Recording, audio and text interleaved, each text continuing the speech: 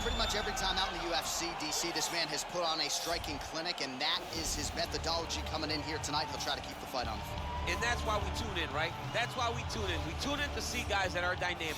We tune in for the speed. We tune in for the knowledge of the striking game, the ability to set traps, the ability to find the jab, the ability to find the right hand, the right kick, the left kick, the knees, the elbows. He truly uses every weapon that he has in his arsenal to try and finish his opponent. You make one mistake, night's over. You cannot make mistakes against a guy that has the striking acumen of this guy right here. And the jab is not as underutilized a weapon as it was in MMA, say, 5 or 7 years ago, but he's got as good a jab as anyone in the business, and that is where all of his striking flows off of. We'll see how it goes for him in this matchup tonight. All right, so here he is, one of the more prolific takedown artists in the UFC at present, and when you get some praise from Daniel Cormier when it comes to your offensive takedown game, you know you're doing something right. And you talk about wrestlers and judo players and grapplers, but this guy just combines all of that. He is able to use foot sweeps from the grappling game. He's able to use throws from judo, and he's able to use wrestling from the wrestling game to take people down. He has an array of takedowns at his disposal, and he uses every single one of them. From the speed of the level change to the timing to the knowledge of where to go next when the guy starts to defend, he's truly, truly something special. I don't think he could take you down, but tonight he doesn't have to. So in this matchup, prevailing wisdom is he'll be able to get this fight to the canvas. Ladies and gentlemen, this fight is 3 rounds of the UFC heavyweight division. Introducing first, fighting out of the blue corner. This man is a kickboxer, making his professional debut here tonight. He stands 6 feet 3 inches tall, weighing in at 169 pounds. Fighting out of Mannheim, Germany, Larkin. And now introducing his opponent, fighting out of the red corner. This man is a jiu-jitsu fighter, making his professional debut here tonight. He stands 6 feet tall, weighing in at 186 pounds. Trinaldo! And when the action begins, our referee in charge, Dan Mergliata. Dan Mergliata, your referee. Ready.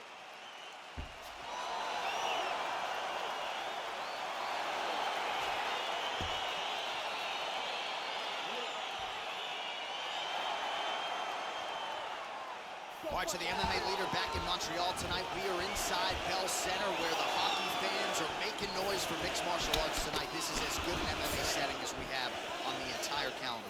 I remember sitting in the back before Josh Koscheck fought George St. Pierre and thinking, wow, the Canadian fans haven't treated us great this week. But the moment we hit the curtain, you felt the boos. You felt that we were uninvited because they were there to cheer on their guy, George St. Pierre. But look, it's not limited to just him. They cheer all fighters, all great fights in the belts. Good series of punches by him there. He has been busy throughout. He's doing a great job with the hands. He looks like a professional boxer out there. Well, perhaps a sign of things to come as he lands a kick there. Nice kick landed by this gentleman. Look at him drive his shin into his opponent's body with that body kick. And he comes through with a big knee.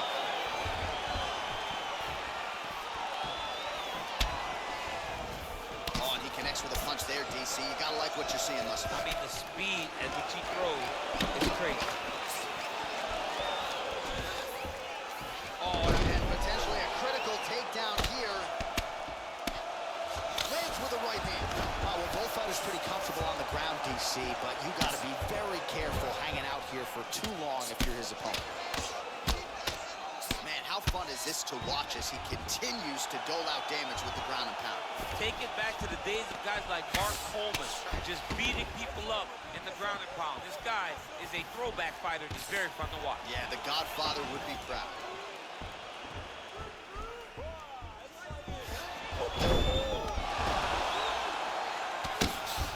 Crazy accuracy and efficiency with these ground and pound strikes here. And if you're the opponent, you got to intelligently defend or the referee's going to stop. You got to defend, but you can see him now starting to gain posture, and the intensity at which he's throwing these ground strikes is starting to improve.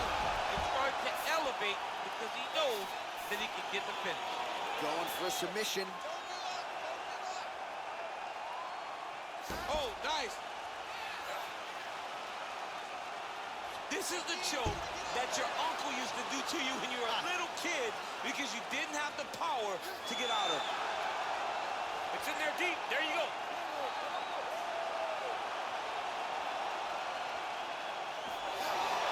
The sheer will is really remarkable to watch. Remaining active here in his pursuit of the submission. Another attempt here.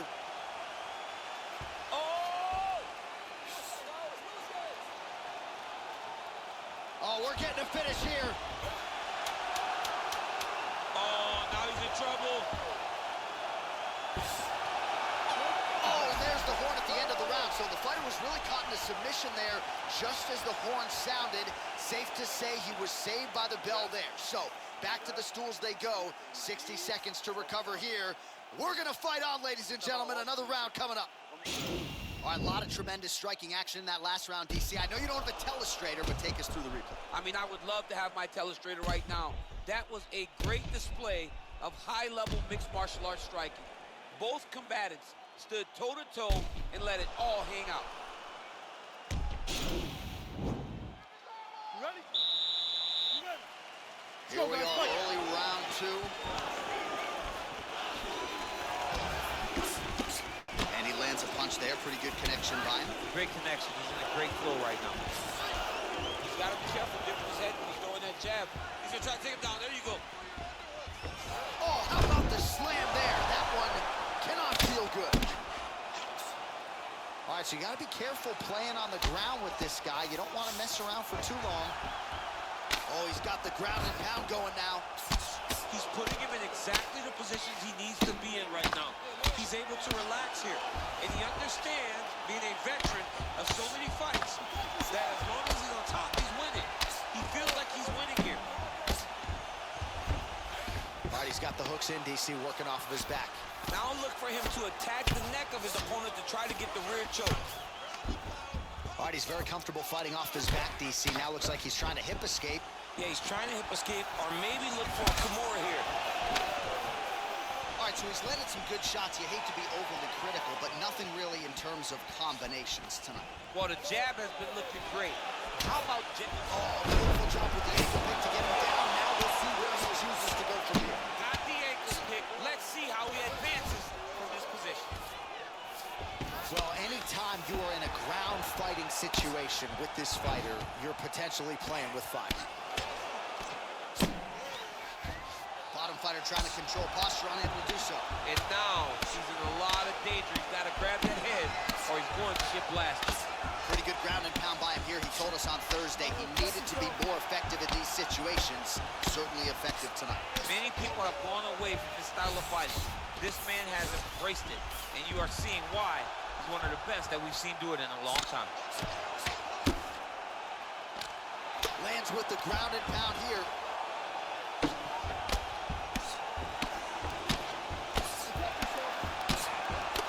1.5 minutes now to go in round 2. Lands with the ground and pound. Oh, nice combination of strikes here from the top, standing over his opponent, not unlike Muhammad Ali over Sonny Liston. Oh, that is a good reference. If you're standing and your opponent's on the ground, you're doing really good work. Oh, big combination of ground and pound strikes here, DC. This could be the beginning of the end. I mean, you got to be very careful when you take these big ground and pound strikes.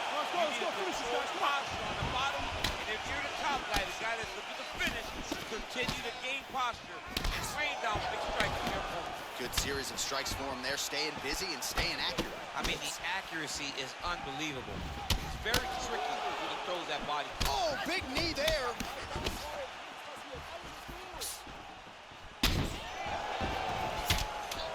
Final seconds here of round 2. Oh! How about those 5 minutes? All right, so there's the end of the round. The storyline over those previous 5 minutes. Volume takedowns, offensive wrestling. Yeah, this is an exhausting type of fight. Not only for the offensive fighter, but also for the opponent. Always being under attack, always being defensive, always reacting starts to really wear at your gas tank. It's interesting to see who is more fresh going into the next round. All right, here's some water. Now listen, I want you to stay sharp. Don't get suckered into that crap. I want you. Last round, guys. You ready? You ready?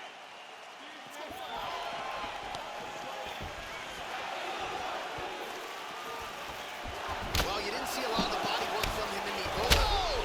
Huge right hand! Oh, he's hurt bad. He's hurt bad, John. He's got to press him. He's got to go chase that finish down now.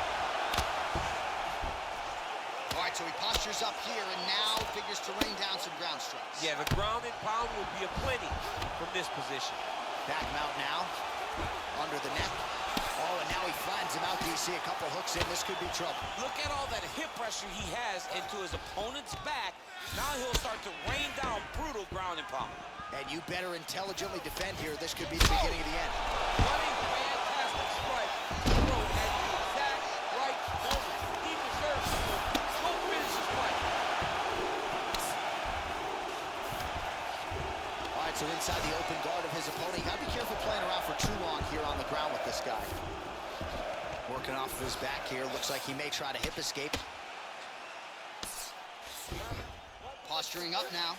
And now the damage is about to start. Under 3 minutes now to go in round 3.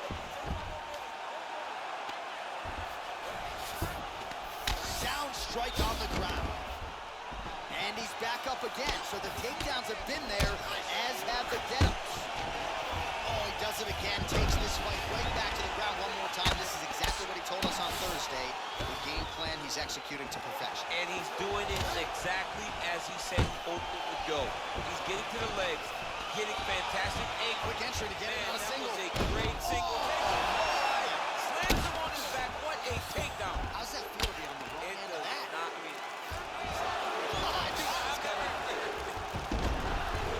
All right, working inside the closed guard now. Now trying to hip escape. he's just trying to move out of this position off the bottom. The Kimura is not the arm. It's the shoulder pressure that usually makes you tap. He might get a finish here.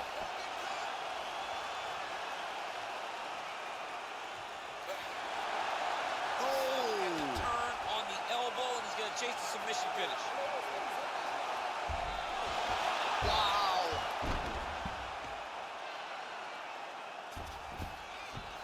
Check the slick movement where he stuck the leg back in the middle. Now he's going to try to roll for a knee bar. Oh!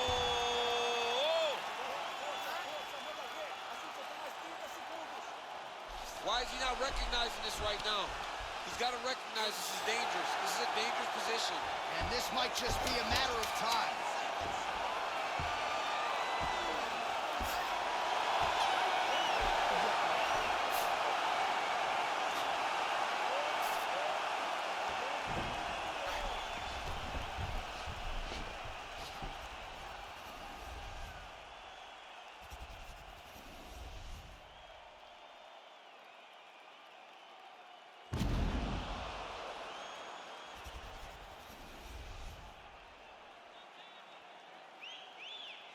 The official decision is in. Here's Bruce Buffer. Ladies and gentlemen, after 3 rounds, we go to the judges' scorecards for decision. All 3 judges scored the contest 30-27. Declared the winner by unanimous decision, Trinidad.